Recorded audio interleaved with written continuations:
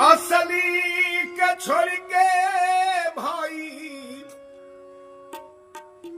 असली के छोड़ के भाई, अरे नकली से भेंटवा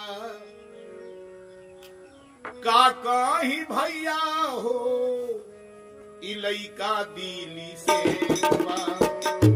का कहीं भैया हो लइका दिली से बा।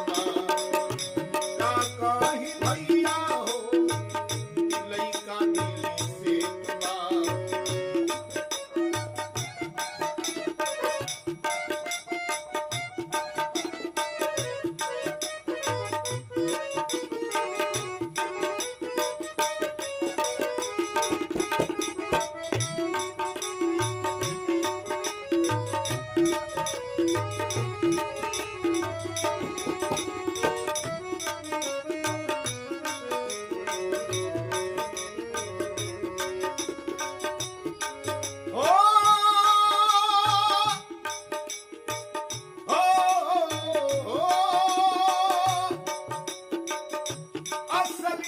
छोड़ के भाई, असली के छोड़ के भाई, नकली से भेंट बा।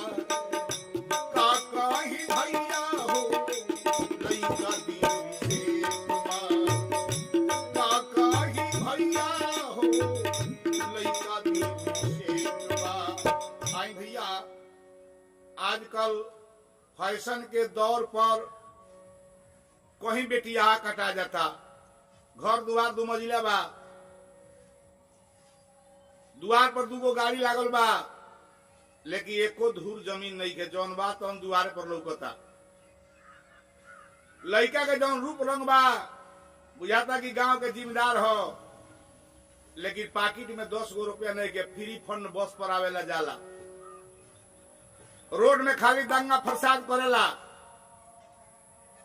गांव में पूछे तो लोग कही जाई रंगदार हो, लेकिन पाकिट में 2 गो फुटी कौड़ी नहीं खे।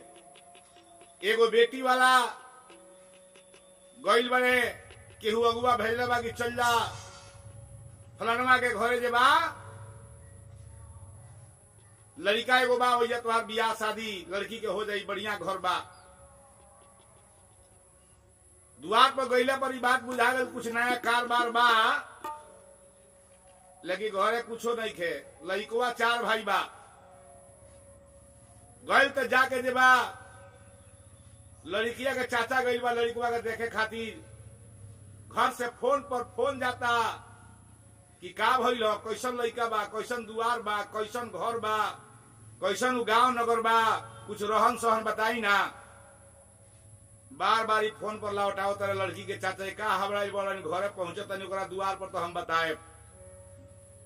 दुआर पर गईले पूछले कि अपने के एगो लड़का बारे, पता लागल शादी करे वाला हम आइल बानी। बेटा कहले कि बा लड़का 4 भाई हो, देखी हइये जेठका के बियाह करे के बा।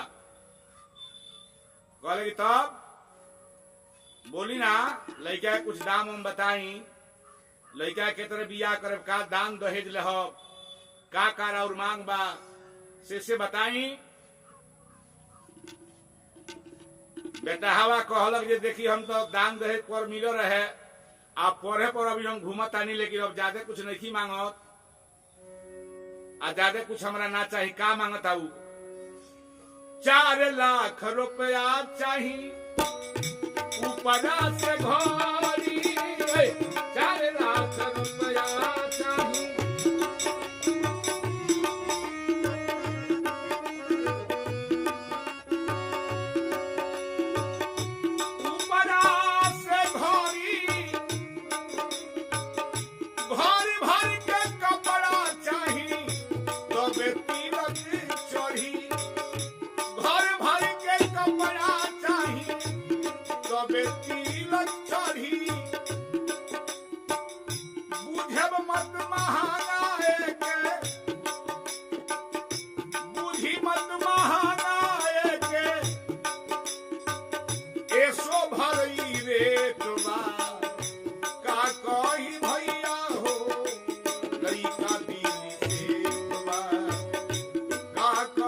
भैया हो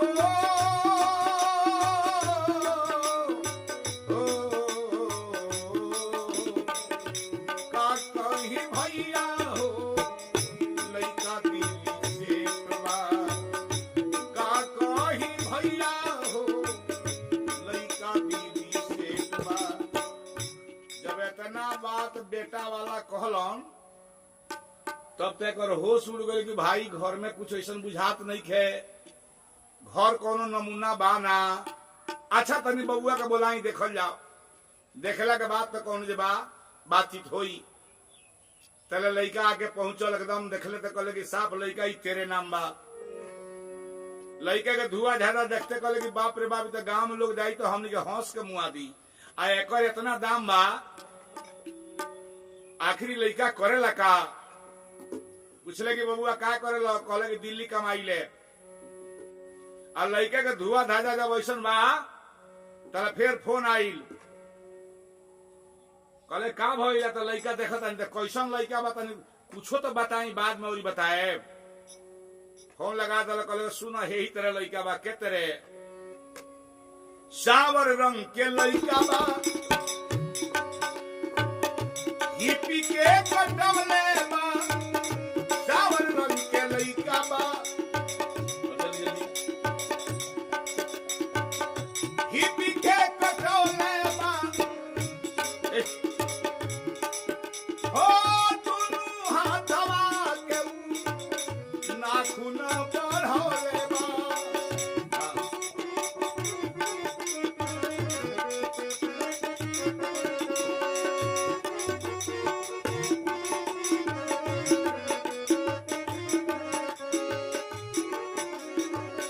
सावर रंग के लड़का बा, हिपी बढ़ौले बा। दुनू हाथवा के नाखून बढ़ौले बा। अरे मैनी लेखन सीना एकर, मैनी एकर सीना एकर। अरे बकुला नियन घेट बा, का कही भाभी हो लइका दिल से बा।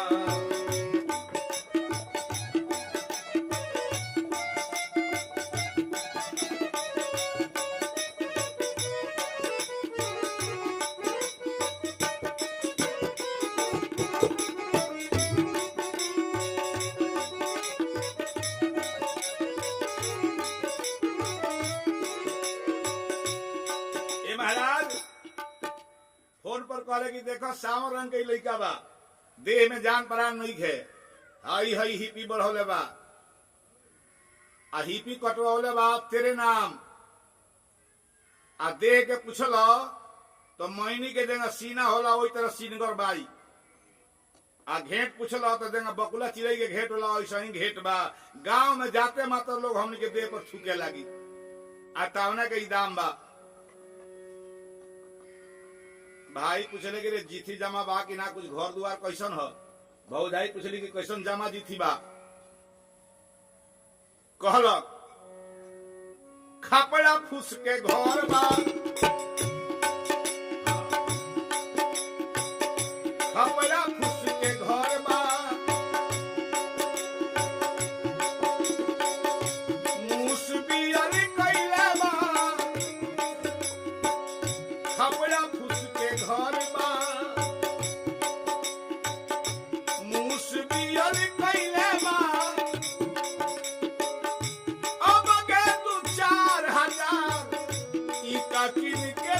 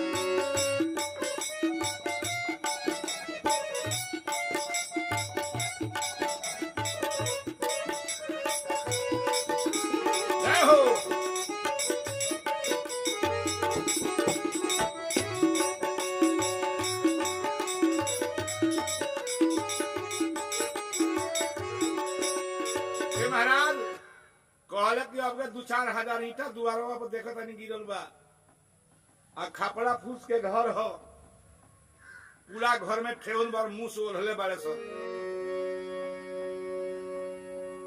कंडीशन हमनी में तनको नहीं खे मिलत आ तिलक दहेज के बात सुन के करेजा हिल जाता भईवा कहल तब जब इतना होइए गई तो पता लगाओ ना जे का मने जमीन अमीन बा कि ना बा पता लगा लो कहले कि अच्छा अगुआ से पूछता नहीं पूछले अगुआ से तो अगुआ कहल नाही कोनो बिजनेस बा नाही कोनो कमाई नाही कोनो बिजनेस दोसर नाही बा कमाई अगुआ समझावे लागल बात के सफाई आरे 4 काठा 4 भाई लइका बा 4 भाई लइका बा 4 काठा खेत बा का कही भैया हो लइका दीदी से बा का कही भैया हो लइका दीदी से बा। प्रिय दोस्तों आजकल लड़कन के देख के रहुआ हम बियाह शादी कर देता नहीं लेकिन लड़की कहियो चैन सुख से नहीं के रहो कहीं से इनकम बाना हमारा और बेटी सुख में पलल बिया आ जबे वो दुख में पड़ी तो सारा जिंदगी याद पड़ी माई बाबू के दुआरी ऐसे कभी भी शादी बियाह करी तो अगल बगल ओकरा के यहाँ जाके तलाश ली कहलक भईवा की चल आव 4 लाख रुपया दिल्ली से लड़का के ना दियाई आ हई जाने के अइला के बाद दुआर पर लोग गाँव भर हंसी कि कैसन लड़का बाई छोटका भाई चलले कहत रे समधि के बात सुन के ना कोई नहीं हो नाश्ता समधि के बात सुन के ना कोई नहीं हो नाश्ता साइकिल उठा के भैया नपले बानी रास्ता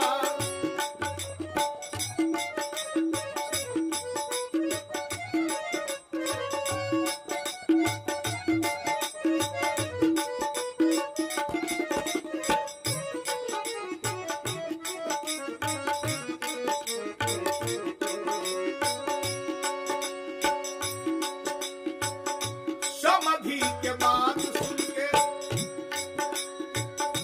कोई नहीं ना नाश्ता साइकिल उठा के भैया नपले बानी रास्ता तलिखे शर्मा रामचंद्र तलिखे शर्मा रामचंद्र बेटी जन्मावल कलेश बा देखिए कहा हो गई कि राजा जनक जी के बेटी रही तो भगवान राम के आवे के पड़ल संसार के उद्धार हो गई नगर भर दमाद दमाद पहुना पहुना कह के लोग दमक उठल आज के दूल्हा आवत से ससुरारी के आवते घर में ढुक जाई आ फिर निकली तबे लोग देखी बीच गांव समाज में ओकरा कोई नहीं देख सकत आ देखला के बाद बुझाता है कोनो बढ़िया नाच में कहीं जो कर वैसन वैसन हिपी बढ़ा के गरिया होते सन आ कोनो गरई पर 10 गो रुपया के तो पैसा के तो बातें छोड़ दी फोड़ दे कही कि पे फोन कहे तनी आ जब पे फोन चेक होई तो मात्र 60-70 गो रुपये बा। ऐसे आज के समाज में बेटी के बियाह कोई बड़ा दुर्लभ चीज बा। हम व्यास रामचंद्र शर्मा ये भजन के लिखते हुए कल्पना कैनी कि आज बेटी के जन्मावल इस समाज में बहुत कलेश बा। तो लिखे शर्मा रामचंद्र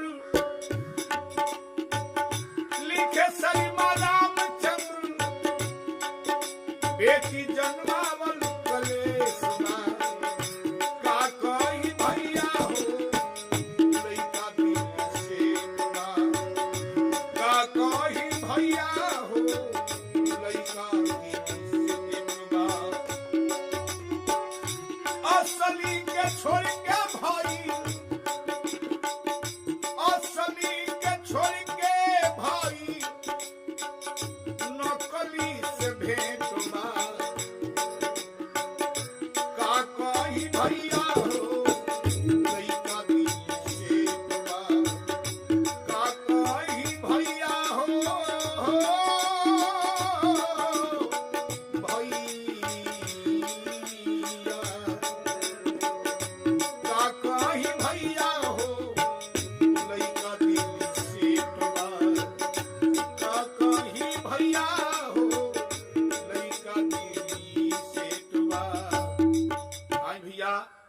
गीत अगर अच्छा लागे तो कमेंट जरूर करी, लिखी कि हाँ संगीत और रखेंगे जचल, कैसन एकर भाव रहल। बोले हमरा पूरा सनातन धर्म की जय।